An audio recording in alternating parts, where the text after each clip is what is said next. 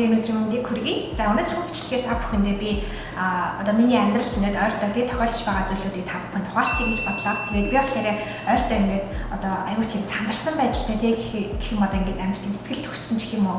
Ингээд ирээдүйд ингээд юу болох бол гэсэн нэг тийм одоо баг зэрэг тийм сандралтай тэгээд дээрэс нь аюу тийм завгүй өдрүүд өнгөрч байна. Тэгээд амьдралынхаа бас энэ бүх хэсгээс та бүхэнд бас ингээд юу басныг бас хуваалцъя гэж шийдсэн байна. За тэгээд та бүхэн бас миний одоо бичлэгний гарч байгнаас харсанчлан би ажлаасаа гарсан байгаа нэгдүгээр. Тэгээд би бас нэг хэдэн сарын өмнө яг шинэ ажилд орохдоо ингээд шинэ ажилд орлоо гэд тийм бичлэг бас оруулж ирсэн. Тэгээд хэрвээ та бүхэн үзээгүй бол тэр бичлэгийг бас үзээрэй.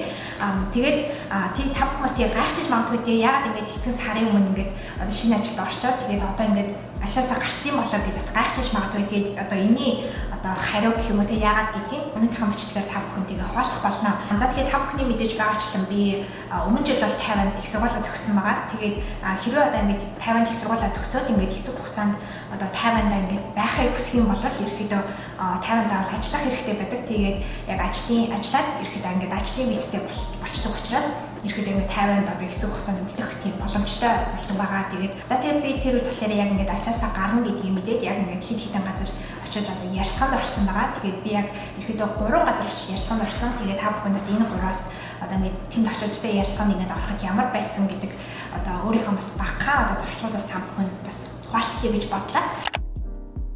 За өглөөний мэд манайхаа би одоо ажлын ярьсанд орох гээд тий байж гин. Тэгээд одоо болохоор цаг 9 цаг 55 минут болж байна. Тэгээд би яг 10 цагаас яг ярьсанд орё гэж одоо тохирсон байгаа цагаа. Тийм учраас одоо жоохон байж байгаа. Тэгээд татгаш орох гээд байж гин. Тэгээд жоохон сандарчлаа.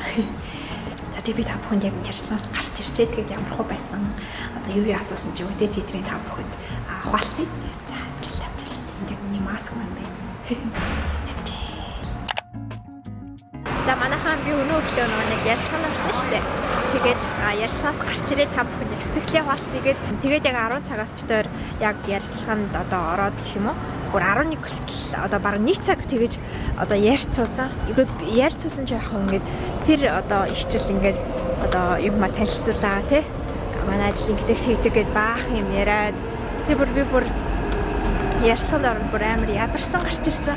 За миний яг одоо ярьсанд орох гээд очсон одоо ихний газар маань ямар хөө байсан бэ гэхээр ерөөдөө ингээд ярьсанд орохоор чинь ингээд одоо би ингээд жишээлбэл ингээд ярьсанд орж ийна гэж ботход би одоо ингээд өөрийнхөө тухай тий ингээд хамгаал одоо сайн сайхан тий өмнөх одоо туршлагууд юу гэдэг ингээд өөрийнхөө тухай бүхэл зүйлүүд ингээд одоо ярьдаг штеп. Харин тэр үед болохоор яасан бэ гэхээр надаас яг эсэргээрээ надаас одоо ингээд ярьслаг авч байгаа тэр одоо дараагийн менежер гэх юм уу тэр хүмүүс өөрөө ингээд баах юм яриад гээд манай компанид ингэдэг тэгдэг гэд компани танилцуулаа. Хэрвээ одоо энэ ажлын байран дээр ингээд яах юм бол чи ирэхдээ ийм зүйлүүд хийн гэд бүр ингээд баах юм яриад би бүр ингээд ярьсанд ороход бараг 40 минут 40 минут болоо 45 минут болсон. Тэгэл би бүр гарч ирчээд ёо бүр амар ядарсан. Бүр ингээд амар ингээд сулсан байдлаар гарч ирсэн. Бүр тэр хүний яриаг сонсороод миний ерөөдөө очиж одоо ярьсанд орсон ихний газар маань бол тиймэрхүү байсан. За миний яг ярьсанд орсон одоо хоёр дахь газар маань ямар хөө газар байсан бэ гэхлээр би ингээд тэр үед одоо ярьсанд ороход очиход надаас асуусан баггүй. Чи гадаад хүн үү гэхгүй. Тэгэхээр би тийм би гадаад хүн би ингээд Монголоос ирсэн. Монгол хүн гэдгийгсэн чинь тийм үү ингээд манай компанид өмнө нэг Вьетнам охин бас ирж ярилцлаганд орсон. Гэхдээ манай компани ерөөдөө гадаад хүн одоо ингээд авч ажиллуулахад одоо тодорхой хэмжээний шаардлагууд байдаг. Тодорхой хэмжээний одоо тавигдах шаардлагууд байдаг. Тэгээд тэр шаардлагуудад бид нэр ингээд хүрээгүй учраас бид нар тэр одоо Вьетнам охиныг одоо авч ажиллуулж чадаагүй гэж надад хэлсэн. Тэгэл би тэр үед нь шууд за тэгээд энийгээ тэ надад ингэж одоо хэлж байгаа юм гээд тэр үед ингэ дотроо бүр гээд бүр ингэ амар тийм сэтгэлээр унтсан байдалтай байсан.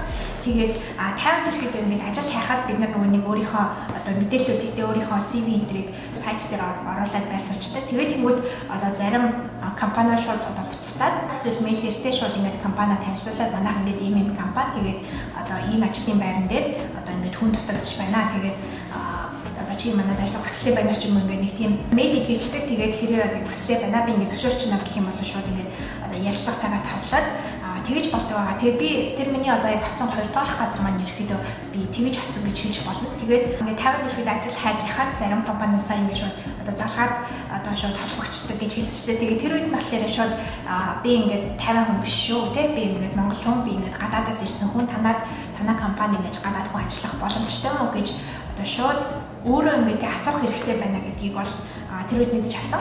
Тэгээд яг гэвэл ерөөхдөө гадаад хүн яг ингээд Тайванд ажиллахад бас нэлийн олон одоо тавигдах шаардлагууд байдаг. Тэгээд ерөөд яг миний зүгээс ч гэсэн ингээд нэлийн тавигдах шаардлагуудтай. Тэгээд дээрэс нь бас одоо би одоо орж байгаа тэр компани маань ч гэсэн тодорхой хэмжээний тавигдах шаардлагатай. Тэгээд одоо тодорхой хэмжээний шаардлагад хүрч иж гадаад хүнийг одоо ажиллуулах боломжтой байдаг байгаа. Тийм учраас тэрийг бас та бүхэнд ингээд хуваалцахад бас илүүдэхгүй байх гэж бодлоо. Очиж ярилцлаганд орсон 3 дахь газар маань ямар хуу газар байсан бэ гэхлээр ерөөдөө одоо үед ингээд одоо ажил хайж байна гэж бодоход сайтн дээр ажил хайдаг тийм сайтн дээр ерөөдөө бид нар өөрийнхөө мэдээллүүдийг оруулаад ингээд тавьчихсан шүү дээ. Тийм учраас яг ингээд ярилцлаганд ороход одоо нэг тийм одоо сүртэй анкет бүглөөц ч юм уу тийм нэг тийм хэрэггүй байдаг. Гэхдээ миний яг одоо 3 дахь очиж одоо ярилцлаганд орсон газар маань ерөөдөө надаар ингээд анкет бүглүүлээд тэгээд дээрээс бас одоо нэг тийм жохон жижигхэн нэг тийм шалгалчиг авсан гэж хэлж болно. Одоо намайг ингээд одоо мэйл бич гэж байгаа байхгүй юу. Тэгээд тэр мэйлний болохоор хэрэглэгч ингээд одоо манай одоо компани бүтээгдэхүүнийг ингээд туршиж үзмээр байгаа.